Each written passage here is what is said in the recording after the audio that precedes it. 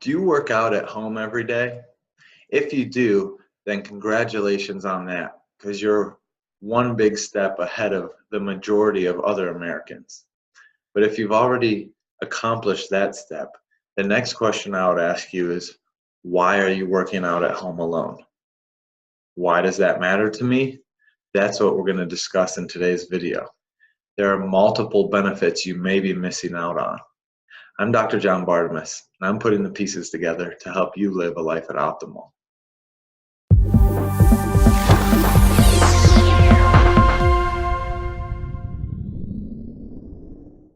So why should you work out at a gym and not at home? Well, I would ask you first, why are you working out at home? Your answer would probably be something related to, I don't have time to go to the gym, or I'd like to save money and not go to a gym, or I don't like going to a gym because I feel judged, or I don't like being around meatheads, or something like that. All of those are valid answers. But what I would ask you is, what's the opportunity cost, or what are you missing out on by not being in a gym?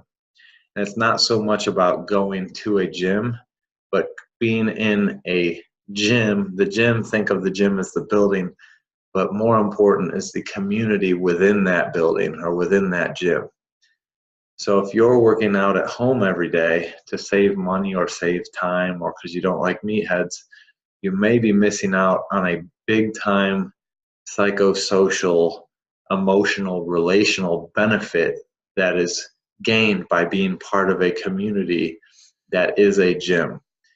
And what I'm talking about could be at a CrossFit gym, it could be at a normal Globo gym, it could be something like a group of people that meet daily and work out together at playgrounds. It doesn't even have to be in a gym or in a building, but some sort of group or community that you're exercising with.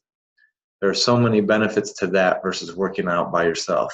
One would be accountability. How many times have you worked out by yourself at home or you were supposed to, and your alarm goes off and you're like, not doing it today. And it's easy to skip because you're not accountable to anybody. You haven't said, I'll meet you there at 6 a.m. And so if you skip, not having to meet anybody, you don't feel guilty and you're not accountable. So it's easier to skip. So accountability is one. Along with the accountability is the support of the group pushing you to be the better you, pushing you to reach PRs or higher goals.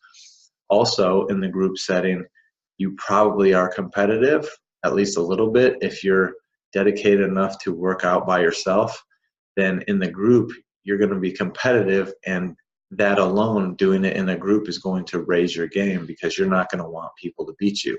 So you're going to work harder. Next is the community aspect outside of the actual part of working out.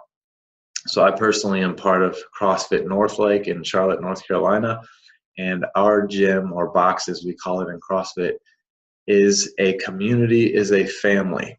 Every year we have a throwdown competition with other local boxes, and we are a dynasty. Today we won for the third year in a row, so we are the family to beat.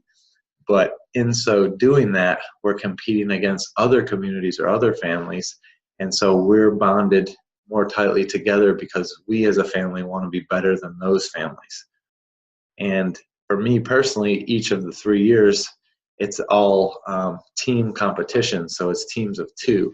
So each of the 3 years, I've had a different partner, and so I'm working out with a guy that I probably don't know that well, and so the act of competing and striving for a common goal for that day with that guy forms a relationship that may not have been formed otherwise. So today, Oliver and I did it, and it was great competing with you, Oliver. Let's keep it rocking. So if you're working out at home and you've never tried the gym thing because of various reasons, I would encourage you to try it out, because your whole game from a fitness level could be raised by the community aspect, and then your whole social, emotional, relational games could be raised by being a part of a community. So whatever money you're saving by not being in a gym, you are losing far more likely from a relationship, psychosocial, emotional, well-being standpoint. So spend the money, and spends the wrong term. Invest the money, because it's going to make you better from a fitness perspective, and it's going to make you better from a whole person perspective.